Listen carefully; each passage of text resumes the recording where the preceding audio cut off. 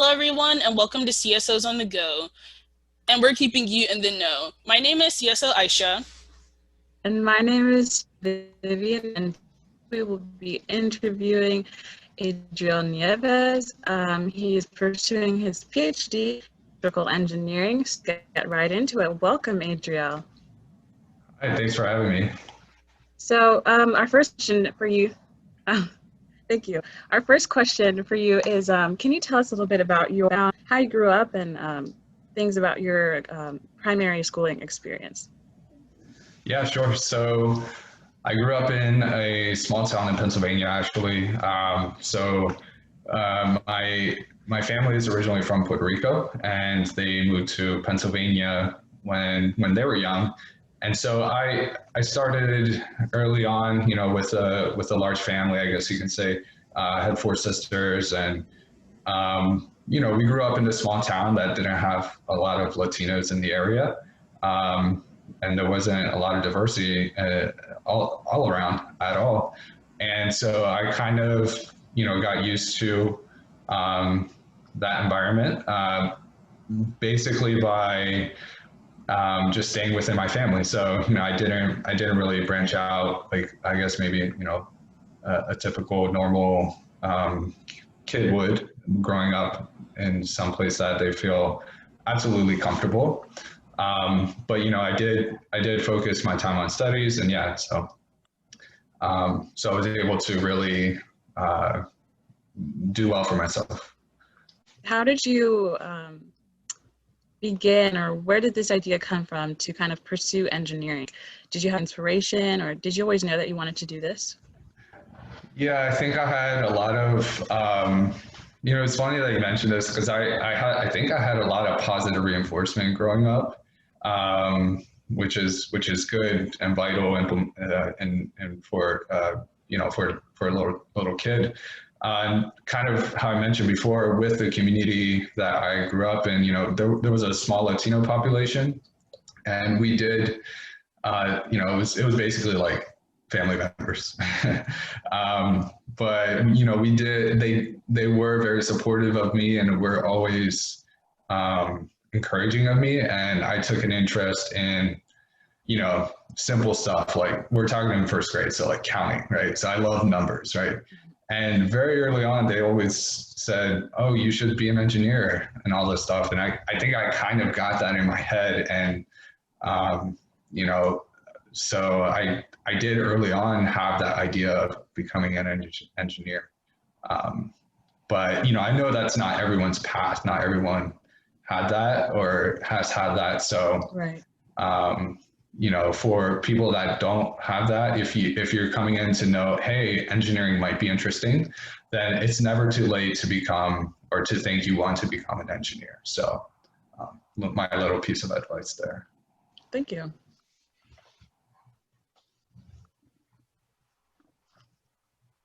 So as you said, when you were little, you had a lot of influential people in your life. Would you like to give an example of like who was the most influential in your life?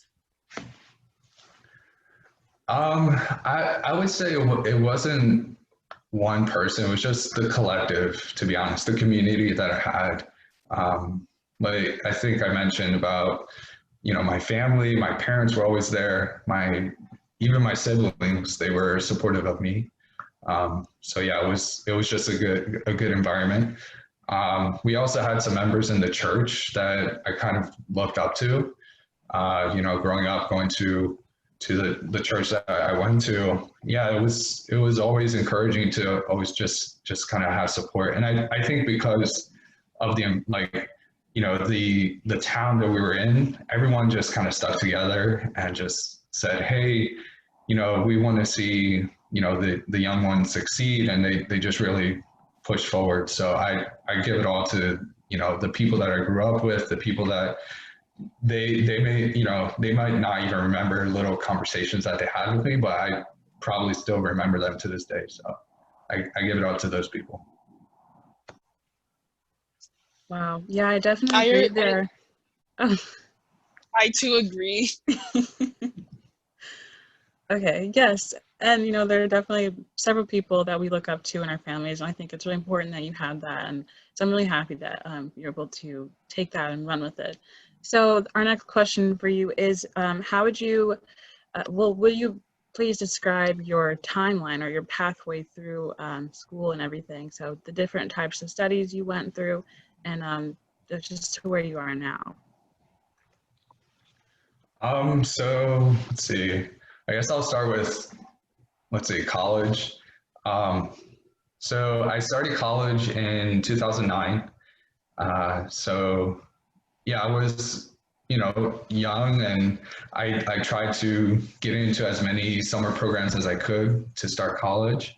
And I think that was very important to my success early on. I met, again, there's going to be a recurring theme of community, because that's something that I 100% believe in. And during the summer courses that I took at my college, you know, I made some friends, and we were all, you know, we were all engineers, and we all struggled. So in that joint struggle, you know, it made us have a stronger bond, where we could help each other out when, you know, someone was faltering, or you know, we could encourage or praise them when they're doing well. And it was just a great environment. So I don't think I mentioned, but I did my undergraduate at Penn State. So yeah, so Penn State was a lot of fun, and you know, I graduated in 2015 with my bachelor's. So it took me 6 years to get my bachelor's. So the normal is, you know, what you see in your when you read your college stuff, you see 4 years. Right. And you know, it's not abnormal. You're not dumb. You're not stupid if you go that, you know, extra years. I went 6 years. Like it took me that long to finish. So so yeah, I take your time and really make sure that you are focusing on what you're supposed to be doing. But then also, if it takes longer, then that's not a problem. So you know, 2015, I graduated with my bachelor's, and then I worked in industry for about 3 years. So, which is amazing because, you know, now I'm making money. So it was a fun time, and also just kind of becoming an adult still. So, and then in 2018, I started to pursue a master's degree. And so I quit my job, went back full time to be a student. I graduated actually this summer from Penn State, and then Wow, I'm congrats. currently, thank you. So I have my master's right now, and I'm currently going to a school called Worcester Polytechnic Institute. It's in Massachusetts, and I'm pursuing my Ph.D. So yeah, it's been a fun ride, but yeah, I know I'm gonna get through it. I also believe that you're going to get through it. And I would like to know, what Yes, we advantages believe did in you you. have from summer programs? So the summer programs, oh man, there was so many. So the first thing is, the summer program taught me how to learn and how to be in class. Because this particular summer program was like rigorous. It was basically like high school. So we had 4 courses a day, 5 days a week, for 8 hours a day. We would get an hour break, and then we would have to go study until 8, and then we could like go to our dorm room and you know, go to bed, or maybe play some video games or hang out, whatever. And then we had weekends. You know, we had weekends free, so we would play sports or play more video games. So yeah, but what it helped me is establish a regiment and be what is the word I'm looking for? Be in charge of myself. You know, be responsible for myself. In high school, Right. you know, you kind of had your parents. You might have a brother and sister, or maybe an uncle and aunt that kind of are saying, hey, make sure you do your homework on time. In college, you had to do that yourself. And so that strict regimen helped me put on that right track. I also learned the campus. That's another good thing. If you go to the summer program, when you first go to university, it's a little daunting. And one thing that you're like always scared of is that you're going to get lost. And so going in the summer helped me get familiar with the place. And so when I started in the fall, I had a leg up on the other freshmen because I had been there for 6 weeks, let's say. And that helped me get right into my courses. Also, those courses that I took in the summer were the beginnings of the courses I was going to take in the fall. So, it just all around, it was a positive. Wow, that sounds really nice. So I definitely agree that taking classes beforehand puts you in an advantage. You already have a mindset of what you're going into. How would you compare, the 5 days a week, 4 classes in the summer compared to the classes that you actually took during the school year? Was it harder or was it more difficult? So that is a good question, actually. So it was, so during the fall semester, you don't take courses every day. So let's say your math course, you're going to take, you might take it 3 times a week. And so you'll take it Monday, Wednesday, Friday, and you'll have Tuesday and Thursday off. So, and maybe you might be in class for about an hour. During the summer courses, I had that particular course about 2 hours 2 hours a day, every day. So 10 hours a week of math, as opposed to during the fall, when you're actually taking the courses, you only spend 3 hours a week in class. But the tricky thing is that they go a lot faster. And that's where that preparation came in. So the courses during the fall are kind of, you have to go outside of your class to learn that material. So even though I only spend 3 hours of course or 3 hours of time in class, I should still go up to that, try to reach 10 hours of studying on my own time to get that full 10 hours, which was what I was used to in the summer. And it really helps, right? It really helped that I was in class 10 hours. And even then they were kind of still hand holding, similar to, how I would be in high school, but I still had my independence. Now in the fall, it's complete independence. And at that point, you really had to push yourself. And I would say, being able to study is kind of like a muscle, whereas you're not going to be able to study, let's say in high school, let's say you studied outside of class for like maybe 2 hours on one course, and you're not going to be able to study 10 hours, or let's say 5 hours in one day on one course, right? You have to work up to that.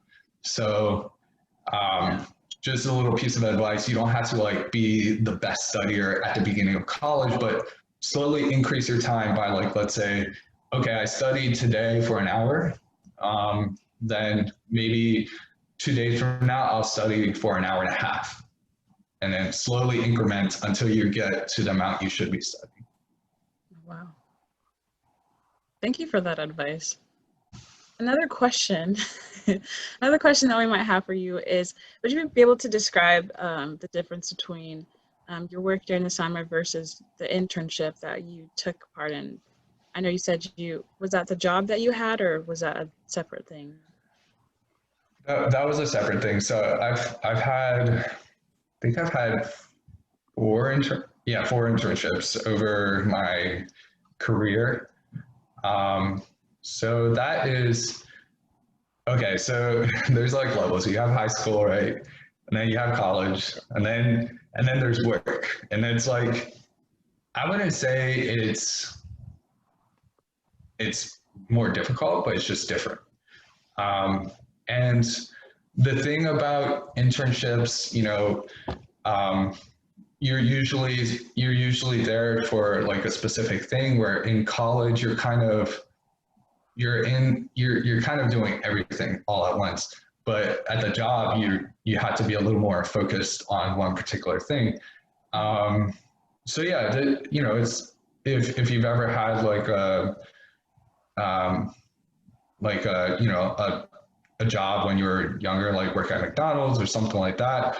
There's a procedure, there's processes, there's a lot of guidelines that have to be followed, and also you have meetings, you have specified lunch break, so it's a little more structured, but there's still a lot to be learned in the internship. And what I like about internships is it gives me context of what I'm learning in classes. So, um, you know, and it also gives me a desire to want to learn more about those stuff in classes. So, for instance, I might be learning about something in math class that I have no idea why it's applicable. But then at the internship, I get that context, and I can ask questions, and I can say, oh yeah, I think I learned something about that. Is that related to this thing that I'm doing in my math class? And they might say yes or no, or yes, and there's this. And so it allows you to kind of expand more, and also allows your mind to grasp the concepts better. And then when you go back to school, then you can kind of use that experience that you had to say, oh yeah, I remember doing that, and I'm able to do that better because I remember that application that I had. So that's kind of the difference, I think, between internships and college. I really like how you related going to college and like actually like learning the information, and how going to internships and doing internships helped you apply that knowledge and helped you further drive wanting to learn, and like knowing that what you're going for is attainable. So branching off of that, like going back to like how you graduated and got your master's during the summer, how would you say the I'm not sure if this is taboo, but how would you say that COVID-19 affected, like, what was the difference? Like, was it night and day between schooling during COVID and schooling without COVID? Like, how would you describe that? Yeah. So I had to, let's see, there's 2 points of this. I had to TA a course. So a TA is a teaching assistant, and generally they handle undergraduate students and run labs for undergraduate students to do experimentation. And so, as a TA, I was, it was very difficult to connect with the students. And for me personally, I like to make sure that if anyone has questions, that they're getting the answers they need, and also that everyone's understanding what I'm saying. And it's hard to gauge through Zoom, right? A lot of the time students will have their camera off or whatever. So as a student, speaking as a TA, what I would have liked to see from the students is engaging, turning on your cameras, and just asking questions in general, because then I won't know whether or not you're understanding the concepts or not. So I think that's definitely a hard struggle. And I can also tell when there's engagement from the students and when they're a little distracted, which can also hinder your learning capabilities. And so I would really suggest, make sure you're not distracted. Try and put your focus on that. I know it's really hard because, like, looking at a computer all day, it kind of really sucks. But hopefully it'll be over soon and you'll get to be in person. But while this is happening, just try and give your full attention. Ask questions and speak up whenever you're not understanding something. I agree, definitely. I feel like the more engaged you are in a classroom helps with how much you pick up the content. And we're experiencing that firsthand right now, even in our classes. Some students who don't show their faces tend to not do as well. And so I think it's really important that, we're as engaging as we can be. But on to a new topic. Do you mind describing your experience right now in pursuing your PhD? Sure. So I'm still taking classes, but the main focus is research. And the classes are set up so that way, like I've been taking classes. It's been for what 8 years now. So like the courses are set up for you to learn the material on your own, and then take a test, and then yeah, that's kind of it. And so it's actually the classes are easy. The main focus is the research, which is the hard part, and that is where you for a PhD specifically, you want to look for something that hasn't been solved, and you want to try and solve it. So you kind of think of like knowledge as like a cloud, right? In the middle, there's like the densest portions. Like you have, let's say in science, you have, the theory, Einstein's physics. You have, chemistry. You have all this other stuff. And then on the very outside, as a cloud kind of, as you go outside of the cloud, it gets, more and more sparse, where there's not enough knowledge known to that information. And so that's where PhDs kind of sit. They sit on that sparse portion where there's not a lot of information. So first you have to travel to that portion, which takes a lot of effort. And that's kind of where I'm at right now. I'm trying to find where that edge is of that knowledge cloud. And then you got to expand it on top of that. And so that's kind of my experience for research, and I enjoy it a lot. And so there's a lot of reading, there's a lot of coding to do simulations, there's a lot of talking. Communication is very key, because if you can't explain what you're currently stuck on, then yeah, you're just not going to go anywhere. And then collaboration is also a big portion of it. So getting help from your peers, getting help from your advisor, all the good stuff. That's what makes a successful experience for a PhD. Wow, I've never heard the words PhD, classes, and easy in the same sentence before. I was really surprised to hear that, but it's kind of but is where I'm at. So I think that's interesting. Well, so, you got to remember, I believe you. I was just going to say that I've been taking courses for a while. Sorry, so go ahead. I've seen a lot of the classical material. So I've had a lot of experience on it. Yeah, I'm really glad that you've got it, you've got that experience and you can just use it there. So from what I know, there's a dissertation that you must write at the end of a PhD, or to finally obtain your PhD. What are your plans after?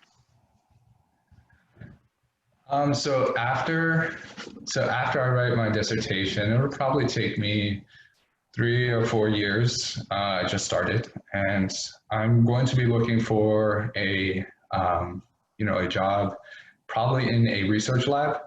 So yeah, I believe like Georgia Institute of Technology. They have a research lab that's a potential possibility.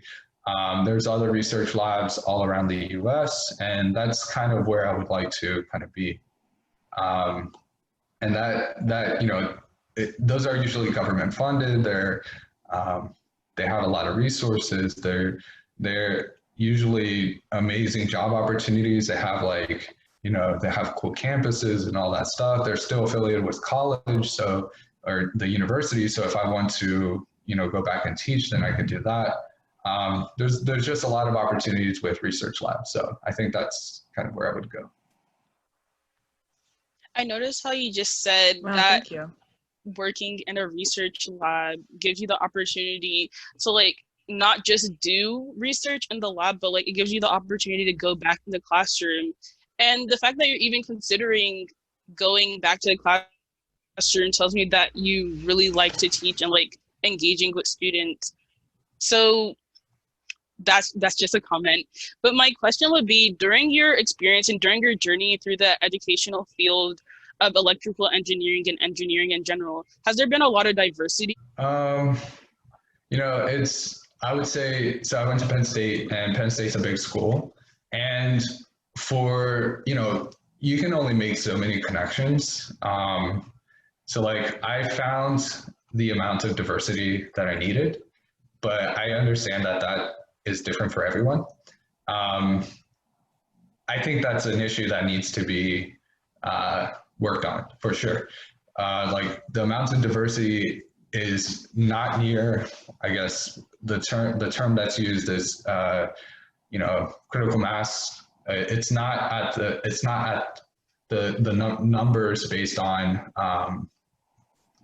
that represents the population demographics. That's engineering is not that.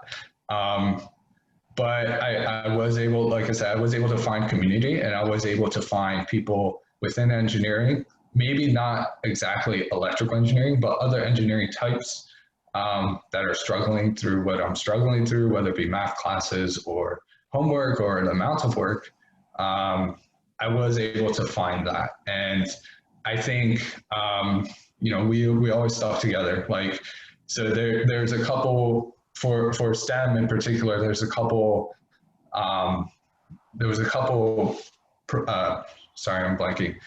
There was a couple of organizations that I was a part of, and I had a lot of friends in. So Society of Hispanic Professional Engineers is one, me being a Latino student. Another one was National Society of Black Engineers. And we, in Penn State, we did a lot of collaborative events, and we were just always trying to view or take a look at the demographics in engineering and trying to increase them if we could, going out to help high school students or going out to help middle school students in any way that we could. And it just provided that community to hopefully in the future grow that number.